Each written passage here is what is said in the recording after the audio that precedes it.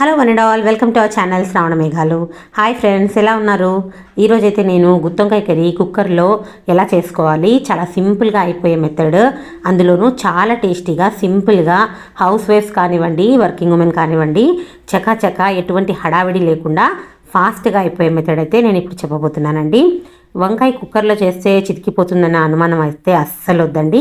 ఈ పద్ధతిలో చేయండి. ముందుగా వంకాయ కోసం మసాలా ప్రిపేర్ చేసుకుందాము. నేనైతే ఒక పెద్ద సైజు ఉల్లిపాయ, అలాగే ఒక అంగుళం ముక్క అల్లము ఇలా పీసెస్లా కట్ చేసుకున్నాను. ఈ ఉల్లిపాయ అల్లము 2 స్పూన్ల ఆయిల్ వేసుకొని మనము ఫ్రై చేసుకోవాలండి కడాయిలో.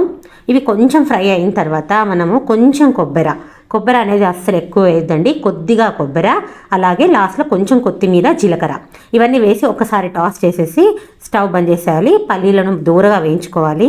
మనం కుక్కర్ పెట్టేసాము. ఇందులో కొంచెం చెక్క, అలాగే 2 లవంగాలు వేసేసి తర్వాత ఉల్లిపాయల్ని ఎర్రగా వేగనివ్వండి. వేగిన తర్వాత మనము కట్ చేసుకున్నటువంటి వంకాయలు వేసాము.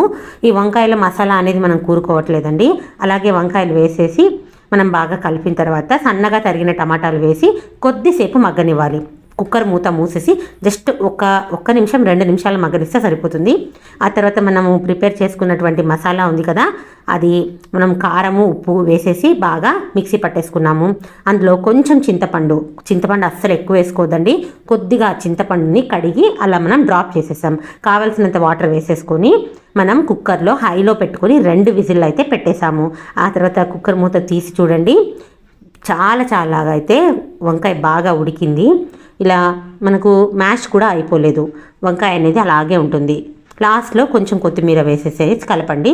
కన్సిస్టెన్సీ అయితే ఇలా ఉంటే బాగుంటుంది, ఎందుకంటే చల్లారిన తర్వాత ఇది గట్టిగా అయిపోతుంది అనమాట. ఈ వీడియో నచ్చినట్టయితే తప్పకుండా లైక్ చేయండి, అలాగే మన ఛానల్ని సబ్స్క్రైబ్ చేయండి. Thank you.